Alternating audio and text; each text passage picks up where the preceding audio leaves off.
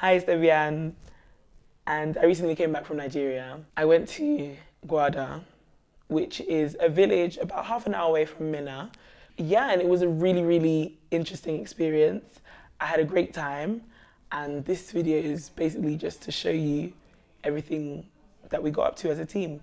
Team Gwada, Q11, gang gang. So the ICS program stands for International Citizen Service, and I went with a charity called VSO. So it's an actual program that works with partner charities and is funded by the Department for International Development and also by us, by fundraising. So I had a fundraising target of about £800 and I raised like over £1,000 or something like that. The ICS program is a step almost into an international development work. So it's a program to kind of open the eyes of young people in this country to things and issues that are going on globally. And it creates active citizens, so people who take charge of their communities and who really make an impact for change, really. We were a team of 18 volunteers, 9 from the UK and 9 from Nigeria, in-country volunteers who came from wherever they came from to volunteer in that particular region. So it was good because you had the balance of people from this country and the people who actually knew how the country, who know how the country works and the cultures and everything. We're getting it right. Let's go. Come on. I love the way you walking, girl. The way you talking, girl. The way you smiling, girl. It makes me go crazy, girl. Working with the team was really, really great. Initially, there were like loads of challenges. Like there was, you know, some small drama here and there. But to be honest, to put it into perspective, it wasn't that deep. Like we had a really, really, really great team. Like I really loved everyone that was on that team. Everyone brought something new to the table. Everyone had a different idea, different concept, different energy to the team. And yeah, I really enjoyed it. Like, and including like the project officer, the team leaders, like our partner person, like it was really great. Like, and it was good to learn from everyone because everyone had a different experience and everyone had a different culture. Even like amongst the UK volunteers, like everyone came from, some people were from Scotland, some people were from Northern England. Like I'm just a girl from suburban London. Like, so, so, you know, we all had different experiences of life and it was really great to like pull from each other. When we arrived, we went to camp for like 2 nights.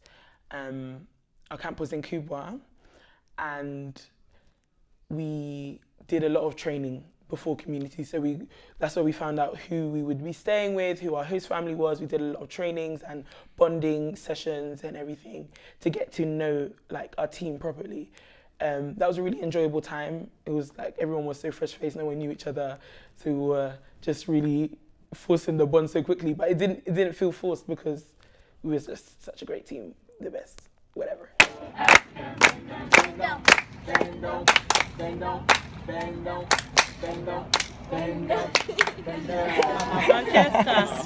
Yeah, then after that, when we arrived in community, we had loads of welcomes. So we had welcomes from the All Farmers Association Nigeria. We also had welcomes from the Emir. We went to the Emir's palace. Well, it was the Emir's brother who actually welcomed us, but the thought counts. And we were welcomed by the governor of Niger State. And I mean, it was his deputy or secretary or someone, not the governor, but that was really, really honorable. Like we felt really, really good. And we got loads of like malt and biscuit and water and Fanta, which who doesn't want that? Do you know what I mean? Like, in terms of like the actual details, it's hard to predict what exactly to a T you could be doing. So we were told that we'd be working with young people on our project, which was absolutely true. It's just that we were split into different placement groups. So we had a placement group who worked with education and schools in the region, and another placement group who worked with cooperatives, local cooperatives. I was on that group, and then another placement group who worked with the farmers directly. So I was actually quite glad that I wasn't working in the schools, don't judge me. And I was really, really, really happy to be working with the local cooperatives. So a lot of the cooperatives were farmer cooperatives, like agricultural cooperatives, like poultry farmers and yam, maize farmers and different local farmers. But then a lot of them were also business and market sellers and different things who wanted to make an impact on their own community. So they would, you know, do things like put money together and pay their dues so that they could support the community in different ways, and some were for youth and investment to try and engage the young people in the area. So in that, I was still working with young people in terms of the young people who will be benefited and, you know, impacted by those cooperatives, but just not exactly directly, which was great. So when I left, before I reached Gwada really, I really thought that it was going to be a very rural place, like brown sand, mud huts, and like, you know, no electricity. I mean, there still wasn't a lot of electricity, but yeah. But what I saw was really not what I expected. I saw like that place was very, very, very busy, and it had such character, such life. It was really like almost like a city, and there was like a lot of things going on like constantly, which is not what I expected at all. So I really enjoyed that because that really did shock me. I mean, yeah, it was great. So the time that we got to Nigeria was October. So 1st of October, which was the end of the rainy season, I think. And going towards like the dry season, so towards Harmattan. But so we were kind of in between seasons almost. And it was raining like, I was gonna say raining like hell, but obviously hell doesn't really rain. Boom. It was so crazy. It was literally like buckets of water.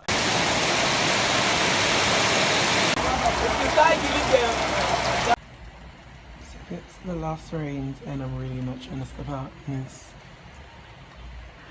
How can the guys say like exaggerate that? If you play in this rain, you'll be sick for 6 months. I am finished. Like one time I even got caught in the rain. I literally, after that, I got a chest infection. I had to go to the hospital. Like on my birthday, I had to go to the hospital because of those rains. Like it was crazy, and it literally went 0 to 100 like that. The lightning, like it will literally, that is the kind of rain that in the middle of the night will shake you. Like it will shake you. And then it got to like Harmattan when it was so dry that my skin was just like so thirsty. My hands were like permanently looking like like it was so poor. Oh God. And it was like so windy and just everywhere. We had to sweep our room like every 2 seconds because the dust would just be getting in anyhow. Like, but the weather, I mean, it took some getting used to, but we did it. We did it anyhow. And plus, obviously it was winter time in the UK, so I was just like, hi guys. On our trip, we had loads of socials, and some of them were just like eating socials. I love to eat. And others were like excursions. Halfway through the program, we got a chance to regroup and just have our own time to evaluate the program so far, what we did well, what we didn't do well, what we can improve on, opportunities that we can take hold of coming up in the program as well, looking forward to the future and everything. So during that point, we had a time for a social and an excursion. So we went to Zingeru. Zingeru was the forgotten capital of Nigeria. So that's where Lord Lugard was stationed during his colonial rule. And that's where the amalgamation of the country Nigeria occurred. And that's the place where the name Nigeria was coined. So we learned a lot a lot of us, like every one of us learned a lot, including the Nigerians, about the history of Nigeria, which was really great. The only thing I was very shocked to see that it was literally just a field now. We call it amalgamation hall because it's the hall that northern people and southern representatives and the southern sat to make an agreement that we should call this country with the name Nigeria. The hall was here. The Loglogat office is here because this is government house. This is Asoro. The main house, Logat house, was also here. But you only see the pillars like that one because they are using caravans. That is the reason why he constructed railway, to make him very easy to use, to take all his necessary infrastructures down to Zanjeru from England. He will only make a pillars and put woods, bolt and nut, tight it to construct the building. And we also went to another museum in Minna, which was so eye-opening. We saw like loads of artifacts from the pre-colonial times. We also went to Shiroro Dam, yes, at the end, and that was, well, I mean, I'd already seen a dam before. I'd been to a Kosomba Dam before, so it was kind of like a similar thing, just in different like orders and stuff. But yeah, we went through the whole inside of the place. There was no cameras allowed, so I have no footage of that. But yeah, that was really, really interesting. Like the switchboards and everything, and the really, really huge turbine. The tour guide was really trying to tell us a lot of information, but no one really could hear him because he was like, "What do we have here?" And then it was just like, yeah, it was really awkward, but enjoyable anyhow. Then we also went to Gwada Waterfalls, which was beautiful, so beautiful, like breathtaking. I would recommend everyone to go there, so lovely. So food-wise, there were a lot of ups and downs, let's just say, because I don't know, everyone's, palate is different, but spaghetti and beans is not really the best combination for me. I mean, do you know what? Going really taught me to eat pasta. Don't stone me, but I am not the biggest fan of pasta, spaghetti, all of that.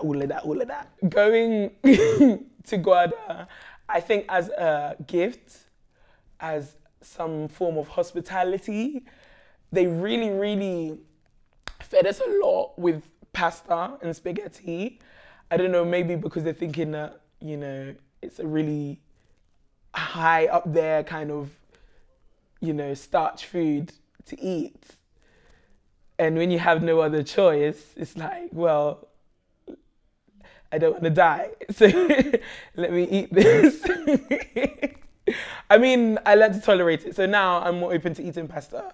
Yeah, but I also had some good food, some really good food. When we were in camp, it was like they were really, really feeding us because they weren't sure what we were gonna get once we got in community, but it's all right, it's cool. I had some good food in community as well. First time I had like pounded yam and stuff. I loved it, good. Other things, not so much, but our eyes opened to new cultures and new cuisines. So we had a really, really warm welcome from the community elders and leaders, and we really felt like we were appreciated. Mainly farmers who farm maize and soya bean.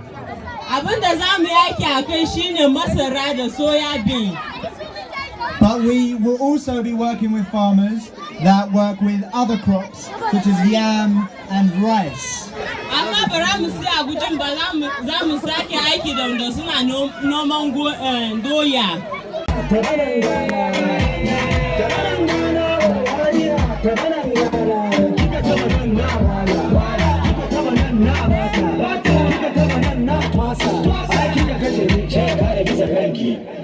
Tabanan Ghana.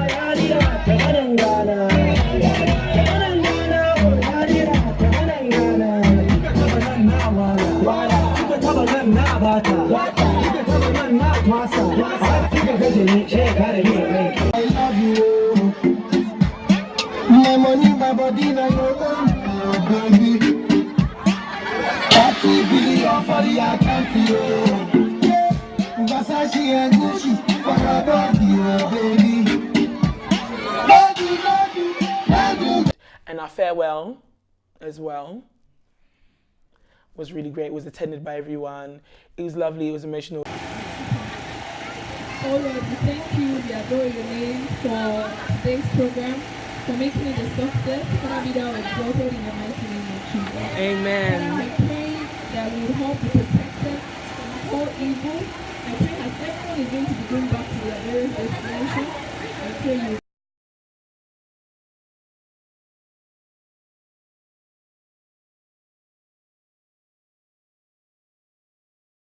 So we got a cute little plaque from All Farmers Association Nigeria. And mine says, in appreciation of your selfless service to Niger State, Nigeria, in 2017, as part of the VSO ICS team. Yeah, and we also got gifted shea butter when we were leaving. I mean, I literally live off of shea butter, like literally. So that was the best gift you can give me, to be honest. So anyone who's thinking of doing ICS, do it. Do it, do it, do it. What the program was really focused on was personal development. So not just the international development and going to, you know, help and all of that stuff, because that's really great as well. But the stuff that you can get out of it as well is really, really amazing. And there's always a point to check back and look at your progress. And it's really encouraging as well, because you know that you've made progress in this area by this much. And by the end of the program, you hope to have made this much progress, and you'll be able to evaluate it and put it into context as well, which was really, really good for me, at least.